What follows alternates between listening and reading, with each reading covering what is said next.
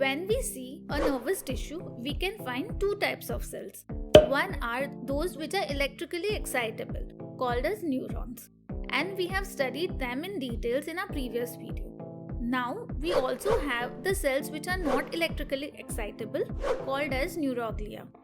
These cells initially were thought to be the glue which are holding the neurons together, from which they derive their name, where the glia means the glue. However, today we know that it's complete misnomer and they perform various other supporting functions other than providing a structural support. So in this video, we are going to look at the different neuroglia which forms very important aspects of functions of nervous system. Friends, welcome to our channel where we discuss about different aspects of physiology. Beginning with nervous system, let's study the neuroglia. Historically, these neuroglias were first described by Rudolf Virchow. Most of the cells in our brain are derived from neural ectoderm. Additionally, some cells from extra embryonic yolk sac migrate into the developing nervous tissue. Here they proliferate and later on forms mature microglia. So friends, these microglia develop from erythroid myeloid progenitor cells, which differentiates into microglia progenitor cells, which we saw migrate to the developing nervous tissue, where they differentiate further to form matured microglia. These microglia functions as a tissue macrophages, and always remember they are derived from primitive yolk sac. Like all macrophages, microglia also perform phagocytosis and they act as APC, that is antigen presenting cells. They initiate repair of damaged neurons and they play a very important role in neuroplasticity by pruning the unused synapses. CD11B and ASC are important markers to identify microglia. Rest of the cells in brain are derived from neural ectoderm. Here you can see the central portion of primitive ventricle, and the cells surrounding ventricle will eventually form the nervous system. Now the cells surrounding this ventricle are neuronal stem cells. These neuronal stem cells have potential to differentiate into neurons and radialglia cells. These radialglia cells further differentiate to form many types of macroglia found in adult nervous system. Here we have the developing ventricles and developing cortex. The area just surrounding this ventricle is called as subventricular zone, and in this zone we find the cell bodies of radialglia cells. The processes of radialglia projects towards the developing cortex. Now friends,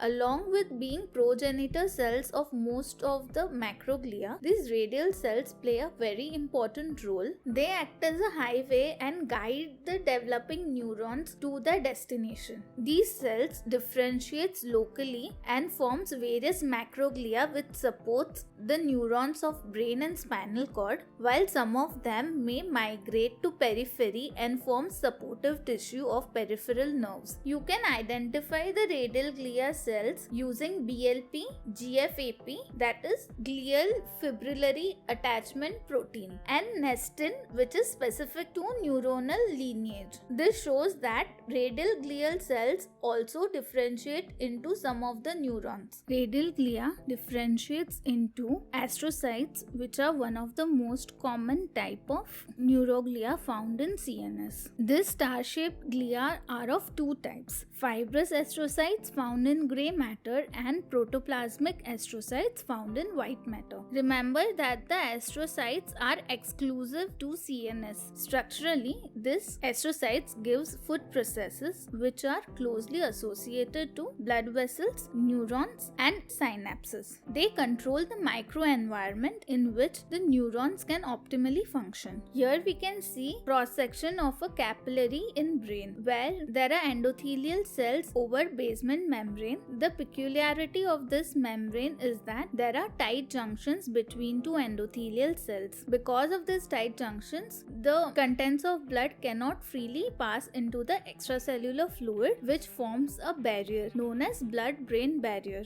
Food processes of astrocytes are closely associated with these tight junctions, and they modulate the content of extracellular fluid in brain, and thus functionally they are a part of blood-brain barrier, and thus they are important for nourishment of neurons and also maintain the extracellular fluid composition surrounding the neurons. They are also very closely associated with synapse. This association helps them to clear the neurotransmitters from the synapse and also buffer the potassium ions. So if we look at structure of synapse, we have a presynaptic neuron and a postsynaptic neuron and a gap between them called a synaptic cleft. There are receptors for specific neurotransmitters on this postsynaptic neuron. Now let's consider a vesicle carrying glutamate as a neurotransmitter. So when action potential arrives at the synapse, the calcium moves inside the presynaptic terminal, causing the increase in intracellular level of calcium. This releases the stored neurotransmitter into the synaptic cleft, which is glutamate in our example. This glutamate will go and bind to the postsynaptic receptors and cause the changes in its resting membrane potential. Now, it is also very important to clear this glutamate from the synaptic cleft. First thing which helps to clear this glutamate is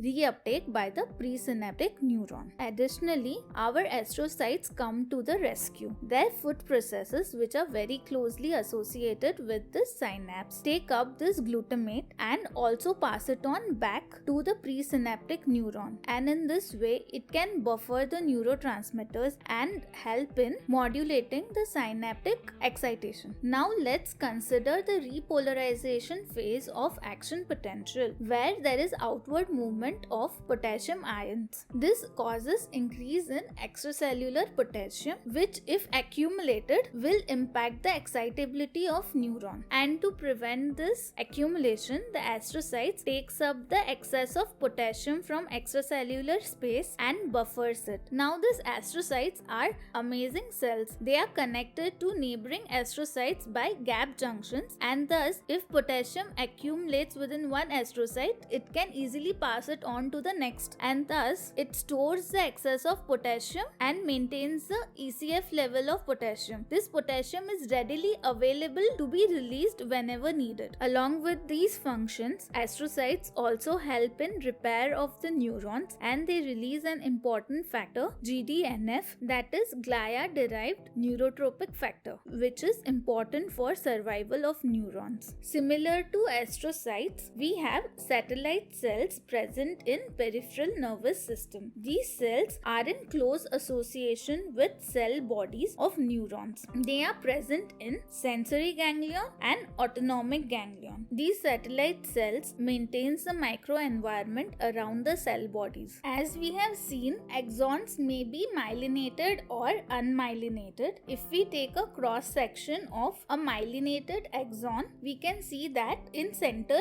we have exoplasm, and surrounding this exoplasm there is a cell which is providing its myelin. This is a Schwann cell in a peripheral nerve. As this neuron and Schwann cell develops, this Schwann cell wraps multiple times around the axon and becomes closely associated with it. Now, most of the layers of the Schwann cell consist of a highly fatty material which increases the membrane resistance of axon, and outermost layer of Schwann cell, the cell membrane thickens and form a membrane called as neurolemma. This membrane is important for neuronal regeneration after damage to the axons. These Schwann cells are located only in peripheral nervous system, and their counterparts are oligodendrocytes, which forms the myelin sheath around axons in central nervous system, that is brain and spinal cord. One oligodendrocyte may wrap around 30 to 60 neurons. Now, as they do not typically have neurolemma, they do not regenerate. Injury to this oligodendrocytes leads to a chronic disorder called as multiple sclerosis, which clinically presents as slowing of conduction velocities. As we saw, in peripheral nervous system, Schwann cells wrap around a segment of axon to form the myelin sheath, and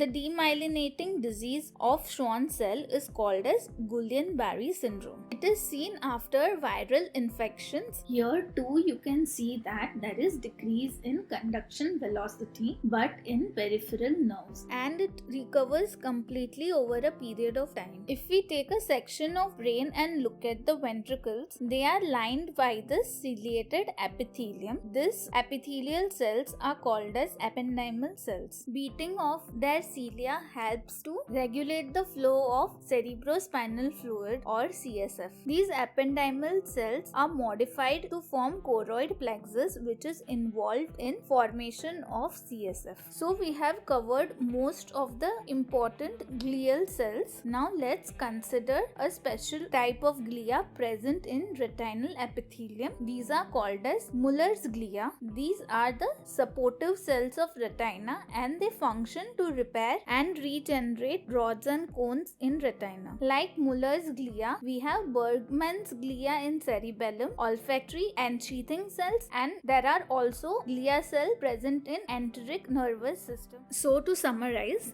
we have microglia, which are immune cells. Then we have Schwann cells in PNS and oligodendrocytes in CNS, which forms the myelin sheath around axons. Then we have star-shaped neuroglia called as astrocytes. Their foot processes helps in clearing neurotransmitters, and it also forms the blood-brain barrier. Then we have ependymal cells, which lines the ventricles. Additionally, we have Muller cells and satellite cells and other neuroglia which are still getting discovered. So friends, I hope you are liking our content. Please let us know in the comment section if you have further questions, and also give us suggestions for new topics which you would like us to cover. Thank you. See you till next time.